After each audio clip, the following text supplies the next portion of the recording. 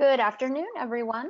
Welcome to our May 2019 Teaching and Learning for Student Success monthly webinar. Today's webinar is the second in a series that we started in September of last year on engaging in qualitative research. We're glad to be joined again by Dr. Dora Elias McAllister for today's session on writing for a qualitative research study. To check out the previous session on designing and implementing a qualitative research study, please check out Catch the Next YouTube channel, where you can find the entire archive of our webinar series. And if you go to YouTube, you could just search Catch the Next, and that whole monthly webinar series playlist should come up for you. It is my great pleasure to introduce our speaker for today, Dr. Dora Elias McAllister. Dr. McAllister has over 15 years of college, university, and nonprofit experience. Most recently, she worked as an independent consultant, providing technical assistance, consulting, and training services to individuals and organizations in higher education. She has a particular expertise in improving projects and programs by planning, conducting, and reporting the results of program assessments and evaluations and research studies. Prior to consulting, Dr. Elias McAllister was the Director of Grant Programs at the American Dental Education Association in Washington, D.C., where she worked with ADEA grant directors to assess, manage, and implement diversity-related grant-funded programs. Dr. Elias McAllister is the author, co-author, or editor of several qualitative and mixed methods manuscripts, publications, and presentations on topics related to higher education, including a multi-group latent growth model of the gender gap in math achievement, evidence from Chile, Ready Texas Qualitative Study of New Graduation Requirements, and the Student Perspective of Diversity at Academic Dental Institutions. She received her PhD in Higher Education Policy from the University of Maryland, College Park. Her dissertation utilized a qualitative case study methodology to describe and analyze the process through which a group of Mexican-American first-generation college students made decisions about whether and where to go to college. Dr. Elias McAllister is based in Austin, Texas. In 2015, she founded Texas Higher Ed News, which you can find on Twitter at TX Higher Ed News, to keep other Texas practitioners and faculty up to date on the latest information about post-secondary education in Texas. And now, without further ado, please join me in welcoming Dr. Dora Elias McAllister. All right, it's great to be with you again, talking about a topic that I love talking about. In the September webinar, I focused on what qualitative research was. And I said that it could be helpful to you for documenting your Catch the Next work because it could help you understand the participants' experiences. You know, we could be talking about students or faculty or staff or volunteers, understanding their experiences better and also their understanding of these experiences. You can then use this qualitative data to, among other things, identify program things that are working or opportunities for improvement. In that webinar, I also covered how to formulate a specific research question and how to answer that question using qualitative methods. My assumption for this webinar is that you have already conducted your qualitative research study and are now wanting to interpret and present your data. But first, I am going to do a quick review. Let's see. What is qualitative research? This definition here is a more simplified version of the definition that I gave you in September. It comes from the 2009 book, Qualitative Research, A Guide to Design and Implementation. And it's included in a slide that's towards the end that has all of these references. I used an earlier edition of this book. I used it as a guide when I was writing my dissertation, but I continue to go back to it for various projects that I've worked on. Now, I highly recommend either edition, the 2009, which is what I use, the 2016, because it's a very practical and accessible book. Now, the focus of this definition, which is appropriate for today's webinar, is words as data. You might collect and analyze data from documents, from field notes, participant interviews, excerpts from videos, social media, emails, and you'll use quotes and excerpts from these data to support your findings. The presentations of the finding is going to be richly descriptive. This is one of the key characteristics of qualitative research. It means that you'll use words and maybe pictures to communicate what you learn. In other words, to communicate your findings. In your write-up, you'll describe, for example, where your study took place, how it took place, the participants. There is a lot of description, so it means a lot of writing, which is why you have to be comfortable with writing. If you were using numbers, like in a quantitative study, there would be less writing, but some research questions can only be answered using qualitative methods, which is why most people do qualitative studies in the first place. Another quick review, let's see. Why write up your qualitative research? There's at least 3 reasons. Maybe you want to contribute to higher education as a whole, something you think would be helpful to all faculty or practitioners or program directors, for example. Maybe you want to provide information to your specific campus about your specific participants. Or maybe you want to say that based on your findings, a program, a process, or a technique that's used on your campus, either related to Catch the Next or something else, is or isn't of worth or value. The number one reason, though, is that if you do research and you don't write it up, it's not going to have any effect on anything if no one knows about it. So let's get to the writing part. My focus is going to be on writing for a peer-reviewed, also known as an academic journal, but this information is applicable to almost any other type of qualitative research write-up. And I'm also going to say you, but this also means this information is also meant for your students. Let's begin with the big picture items. Things like grammar and style, they're important, and I'm going to talk about them later, but I think you have to get to the big picture items down. Well, you have to get the big picture items down first and worry about things like possessive singular nouns later. Most of the information here, by the way, comes from the 2009 book, Writing Your Journal Article in 12 Weeks. In this book, Belcher says that argument is the main reason that journal articles are rejected. And I'm sure you've seen it in some of your students' paper.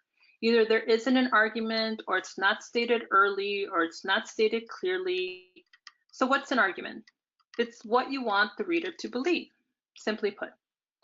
Structure is the organization of your argument and the evidence for your argument. If each part of your article leads logically to the next part, then you know how you have a clear and logical structure. Now, Belcher says that if you look at journal articles, most of them are going to use a combination of 5 organizational structures throughout the article. You're going to see information presented in the form of descriptions, sequences, causations, problems and solutions, and comparisons. That's the microstructure level. One of the ways you can improve your writing style is by knowing how education journals, or whatever your discipline is, are structured at the macro level. Now, in a qualitative study, it's not as clear-cut as it is for a quantitative study, but in general, a qualitative study has 4 sections. There's the introduction, the literature review, methods, and analysis or discussion. So plan on writing your article in this format or something very similar. And again, all of these sections need to be richly descriptive. Now, even though this is probably how you're gonna structure your journal article, this is what I just said, I highly recommend first identifying journals where you think you wanna submit your work before you start writing to see how the articles are structured in that journal. Also look to see if there are author guidelines. Some journals have very explicit author guidelines, and if they do, then they will tell you exactly what sections they want included in your paper. I recently started working again as an academic coach and editor, something that I love doing, but this time for a company, not on my own. And I tell you this because since I'm working with a company now, I have reviewed writing projects for a lot of different graduate students in a lot of different academic programs, writing on a lot of different subjects and with a lot of different writing styles. But almost all of the papers that I've reviewed have had one thing in common: summarizing that needs to be rewritten. Some qualitative journal articles will have an explicit conclusion section, like most of the papers that I've reviewed, right at the end, conclusion. But even if the article doesn't have a conclusion section, you will still see summarizing in the article. I think that maybe in the papers that I've read, students had written so much that they were just exhausted by the conclusion section. They had nothing to give, and it's one paragraph. I see a lot of one paragraph conclusions. And this is one of the reasons why I'm a proponent of team writing when it comes to research writing. You could assign the conclusion section to a person that can write it well. And one of the ways that you write a summarizing conclusion section well is by summarizing the argument and its significance and suggesting future research, which I'll talk a little bit more about later. So in the next few sections, I'm going to tell you how to write up each section of the type of qualitative article that I know how to write. Because again, there are different types of qualitative research, and the way they write their articles are different. So this section is called methodology and methods. They're actually not the same thing, but a lot of people use them interchangeably, so you might see both of these in this section. So in this section, you describe how you got your data. This is probably going to be your easiest section to write, but you also have to give enough detail so that someone else can do the same study and then compare what they found to what you found. On the left side are some of the items that you include in this section. On the right side are some of the tips from Belcher. I'm just going to touch on some of them. Don't give a data analysis tutorial. Very important. In this section, you're going to describe exactly how you analyze your data. Now, I said in September, the September webinar, that in qualitative research, you don't just write down some questions, find some people to interview, and press record. There you go. You've done a qualitative study. No, it's actually a very rigorous, intentional process with steps that you need to follow, but you don't need to tell your reader exactly everything you did with your data at every step of the way. You're describing, that's what you're doing. You're just describing. Your goal is not to teach someone how to do qualitative data analysis. And also for an article in particular, you need to be very brief. So you just need to provide enough information to justify your data analysis approach and to let people know that you just didn't, like I said, find a bunch of people, ask them some questions, press record, and boom, I started writing this article. Also keep it short. You don't have a lot of space in journal articles. Again, if you do read the author guidelines, often they will give you a word limit. You cannot possibly include everything that you want to include. So your rich descriptions are better saved for other parts of the article. So just give enough details, but also keep it brief. In this section, you describe what you found, the data you collected that supports what you found, and what you found that wasn't known before. I'm just going to touch on some of the tips for this section. Be choosy when it comes to using quotes from your data. Again, summarizing, very important. Summarize where you can. You don't have to tell the reader what every participant said, and also only use quotes that support your findings, and try not to use what some people call data dumps, where you just have these long quotations. Usually that's very unnecessary. Now, even though qualitative researchers use words and not as data, it doesn't mean that you can't use tables and graphs. You can use tables to show information like a list of your participants and their background information. Like I did in my dissertation, it would have been too complicated to put that all in paragraph form. You can also use graphs to show the flow of a process or relationships between participants, or even to present a new theory if you want to go all out. I didn't do that for my dissertation. It's really difficult. Okay, let's see. All right, so now imagine that you were a lawyer in court presenting evidence. You wouldn't present all of the evidence you had in the order that you came across the evidence. You might say, Your Honor, this is what happened, and here's Exhibit A to prove my point.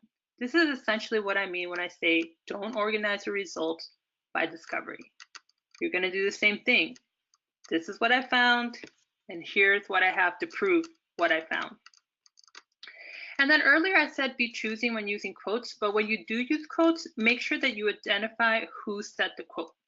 Now, first of all, this could be important because it might be relevant if one person said something and it was a male, excuse me, versus if another person said something and it was a female.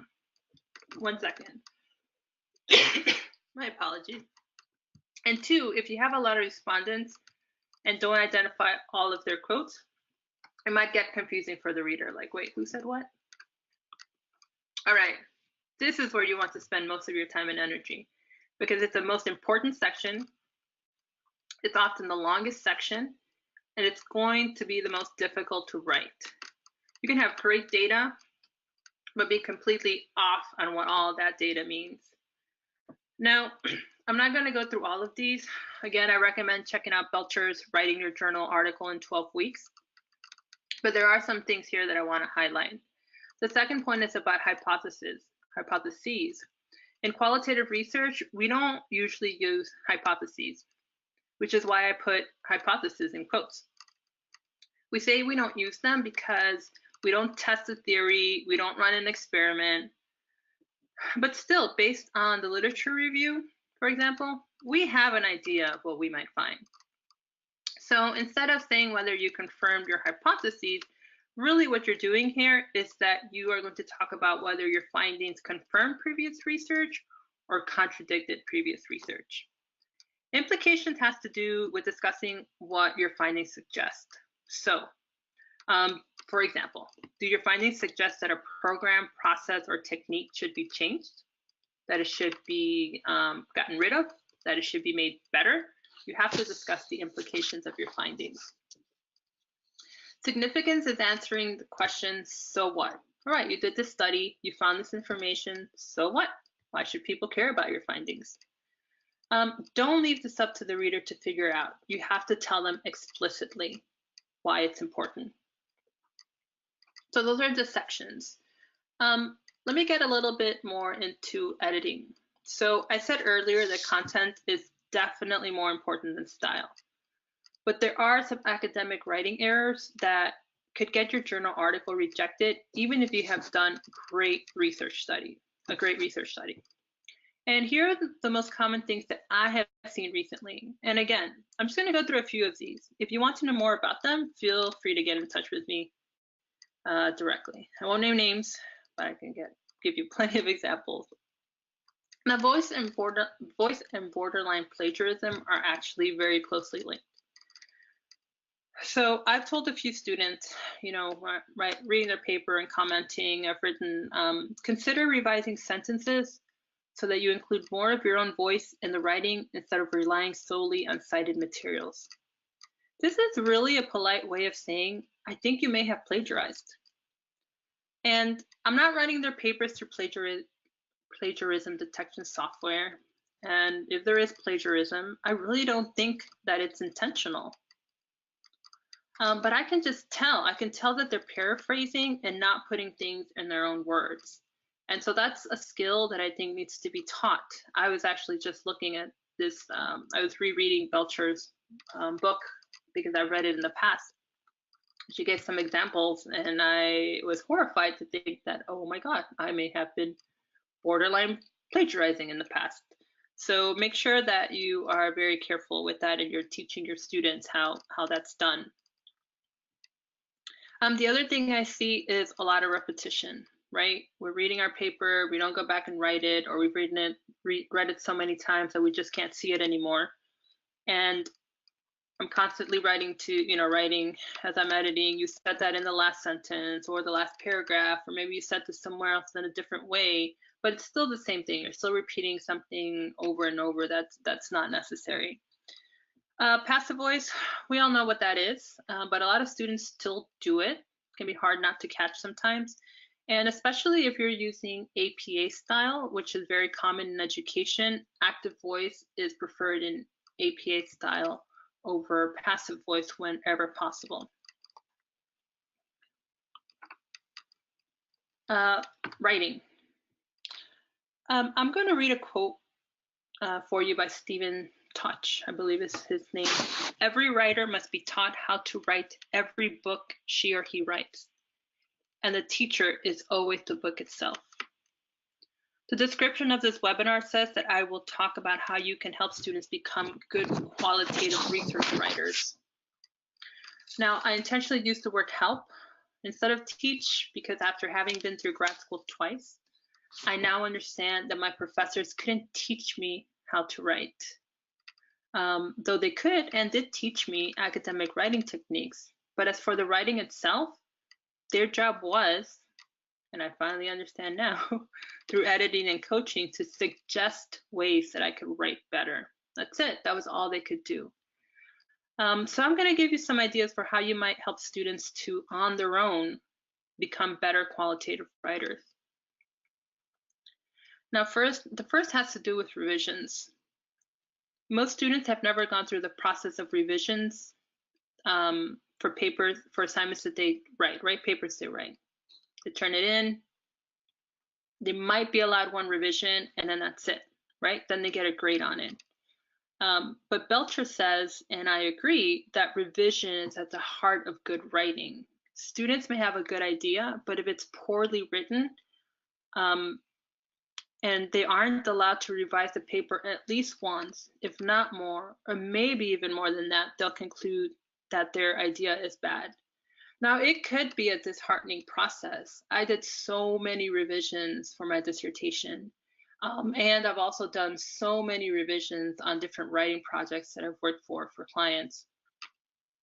And it's a tough process to go over and over and over. But if you do it if you take a coaching attitude to it, then I think it's really a good experience for students to have. I mean, this is kind of a crazy idea, but what if you had one assignment that students were able to continuously revise through, starting at the beginning of the semester to the end of the semester? So revisions, I think, really is key. But if you're looking for something more concrete for how to help with academic writing skills, I recommend looking at the 2009 book, Writing Up Qualitative Research. Specifically, take a look at the appendix. In the appendix, the author suggests some exercises that may help students with their academic writing and that you might want to assign to students. To teach about voice, you might want to have them find an article written in third person, and have them rewrite a couple in the first person, and then decide which one they think reads better. And I know that some people are not familiar with this, but there are a lot of journals to let you write in first person. So maybe you take a journal article written in first person and have them writing in third person, and then they can decide which they think sounds better and why, and which they would prefer to write in, and maybe have them try writing in both styles. And have them do the same thing with passive versus active voice. Have them read out loud what they've written. This is the #1 writing tip that someone gave me that improved my writing the most. And this didn't even happen at school. This happened in my first job out of school. And it was incredible. Like, it really changed my writing, and I do that all the time now. Because what it sounds like to you in your head as you're reading can sound completely different when you say it out loud. So #1 tip, if you walk away with nothing else, it's read your writing out loud. Writing, secondly, is a skill. One way to help students with the skill is by having them look at a study write-up that doesn't explicitly start with the purpose of the study is. There's a lot of journal articles that won't start that way. There are a lot that will. And have them create a purpose statement, one sentence, right? It's kind of like a thesis statement. So have them do that. And finally, again, read 1 or 2 or 3 model articles from the journals where you would like to publish. That's something that I'm doing right now for a project that I'm working on at work. We want to publish in journals. The community college space is new to me, and so I'm looking at journals where I might be able to publish some of the work that Austin Community College is doing. So this is something that I'm engaged in right now. And as you know, Catch the Next has a journal that you can submit work to. So I'm going to ask Lydia to tell you a little bit about it. Absolutely, thank you. Yeah, so we have the Catch the Next Journal of Ideas and Pedagogy. Our next issue should be coming out within the next month to 6 weeks. And I'm gonna actually switch the screen over to me real quick, and then I'll switch it back, Dora, okay? Sure. So, there we go. So if you go to the Catch the Next website, www.catchthenext.org, in the top level navigation menu, you'll see Journal, and you can see our mission and call for papers there. And then Dora also referred to submissions guidelines. So if you want to get a sense of the kinds of articles that we publish and the what is expected of each type of article, you can get that here from the submission guidelines. We do publish scholarly articles, including qualitative research, quantitative research, articles that are about teaching, policy. We are an interdisciplinary journal, and sort of one of the primary motivators for starting the journal was we had a lot of practitioners in our program in the early days who were interested in writing about what they had learned in terms of their teaching and writing about their teaching and learning practices, but that didn't, and also writing about the learning communities and things like that, but that didn't have a journal that, that would fit that kind of writing. So we created this interdisciplinary journal. Our focus is basically higher education, success, and best practices. And so in addition to scholarly articles, we also accept reviews and review essays, typically book reviews, but we can also accept documentary reviews, archive reviews. We also accept interviews, and we also accept creative writing. So if you look at our past issues, we have some poems as well as some memoirs, creative nonfiction. And let's see, and we go through the style and usage here, as well as the review process. And so all of our scholarly submissions, essay submissions of scholarly articles or research articles do go through a double-blind peer review process that's pretty rigorous. And all of our reviews and interviews and creative writing do go through an editorial, pretty rigorous editorial review process. So all authors that have been published in our journal, and you can check out our first 2 issues here as well. All of the authors that have been published in our journal have gone through the whole revision and editorial process that Dora has been speaking about. So thank you for that, Dora. Let me change it back to you.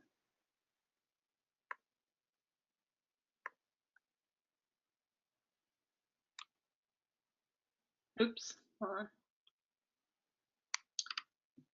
right, so here are some of the articles that or some of the references that I had. So again, I talked about Belcher. A lot of the information that I talked to came from Belcher's books, so I highly recommend reading it. It's primarily for people that have already written something and want to turn it into a journal article. But even if you don't have something, this is a good guide to sort of get you started, give you some ideas. And the other book that I recommend the most also is Miriam's book. Again, this is a book that I used a lot and continue to use. And also Writing Up Qualitative Research. That's where the exercises came from. And that's all the information that I wanted to present today. And if anyone has any questions, I'd be more than happy to answer them. Thank you so much. Yeah, so we'll go ahead and open up for questions. Just as a reminder, if you do have a microphone or you have telephone access, if you'll just use the hand raise feature, I'll go ahead and unmute you so you can speak to Dr. Elias McAllister yourself. If you don't have audio, feel free to type your question into the questions pane, and I will be happy to read that aloud for you.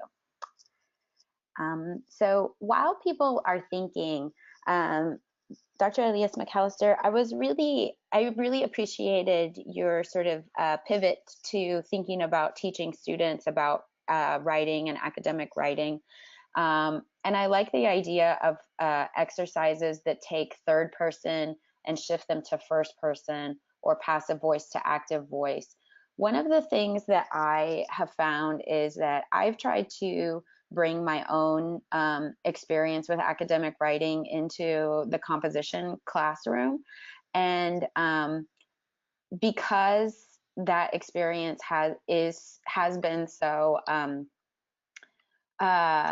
different, and you have to kind of really be able to adapt to the style requirements of different journals and even the formatting styles of different journals and things like that. I try to incorporate that kind of adaptability into my composition class. And what I find is that students get really frustrated because they've had teachers in the past that have told them a paragraph has to have 5 sentences, you can't use I in your writing, an essay has to be 5 paragraphs, all of these very rigid structures that don't actually reflect, sort of real life writing. And so they get really, I mean, it becomes kind of a joke because they'll ask me things like, they'll ask me about how long it should be or how they should structure their essay. And I always say it depends. And so, I mean, even coming down to, teaching them how to use a style guide, I've actually gotten away from insisting on using MLA because most of them actually need to know APA. And so, and I tell them about, whenever I published my first article, I had like 14 years of experience working with MLA, and the journal that I submitted to used the author date style of Chicago, and then they had their own supplementary style guide to go with it. So I'm just wondering how, what would be your advice for instructors faced with that situation of, of students coming in really wanting like a formula and a structure for writing, but being faced with this kind of it depends sort of mentality? Right. Well, I think that for people that have been through the dissertation process, it's you know what you know, right? Like that's why they call us experts on that style. And I think that certain kinds of qualitative research, however, are more friendly, I suppose, for students that want a specific structure. So, for example, what I know how to do best is case study. And case study is probably what I would call something that it's more quantitative, if you will, right? Case study is the most quote unquote accepted as the least. I don't want to use terms that sound like I'm looking down at other qualitative types of research. I'm not. It's just that some are so different that people don't feel comfortable publishing them, right? I think case study people feel really safe with that. So if you're looking for something that is not as unusual to students, a case study might be the way to go, because usually case studies are very much, this is how it's structured, these are the steps, this is how you do it. Now the length issue is something that is very different, right? But again, if you look at the journal articles have they will give you numbers. So one thing to consider is if you are getting them ready to perhaps write for journal articles one day, is to give them a number, because that's what they feel comfortable with. And in fact, journal articles do require that. So, but also in terms, this might be a little different for undergrads, but I also approach the coaching and work and editing work that I do from a perspective of this is just a style you have to learn. It's just something different. It's a different way of writing. It might be different than what you're used to, but I'm just going to teach you the secrets of how to write in this way, because what you've learned before, which was the same thing for me, the way I learned how to write pretty much had to be thrown out the window once I started writing my dissertation. I was extremely frustrated, and I finally got to the point where I could write in this style, in this new style. So yes, I completely understand the frustrations, but if someone wants to introduce this type of writing, I would recommend that they look closely at case study, because that's probably going to be what's most familiar to students in terms of the structure that they're looking for. Start with the structure, and then maybe you can move on to other things that are not as structured. That would be my recommendation. Thank you. I think that's great advice. I also like the suggestion of modeling and researching the journal that you're interested in submitting to beforehand. Right, because some people think that that's cheating. Like they have the idea that people just sit down and start writing journal articles and it just happens. No, you actually go to these articles and you say, okay, well, how are these structured? Because you know that if they have been published there, then that's what those reviewers like. Right. So it doesn't mean that yours will not be published, but it means that you are more likely to be published if you structure your article in that way, even if they don't, especially if they don't have explicit guidelines about how you should do it. You're more likely to be published if you say, okay, how are they writing? I should model my article very closely to how this article is written, which is especially good the first time you submit an article. Then after that, you kind of know, okay, you get more confidence. But for the first part, you not plagiarizing, but you're very closely probably mimicking something that you have seen in that journal that you want to publish in. Mm-hmm. Definitely. Thank you. And we have a question now from Dr. Maria Chavez. Let me unmute you, Dr. Chavez. Yes, hi Dora. Thank you so much for joining us. This has been very insightful. Excuse my phone. I wanted to ask you about your title. I noticed that you say academic coach and editor, heartful editor, and I'm wondering what your philosophy is regarding the incorporation of, uh, I guess, caring and compassion, and I guess those things that we associate with the heart in writing. You know, if one is trying to be objective, where is the line for us to, try to be a bit of a compassionate person in our work? Or is that an issue, or where did the heartful editor adjective come from?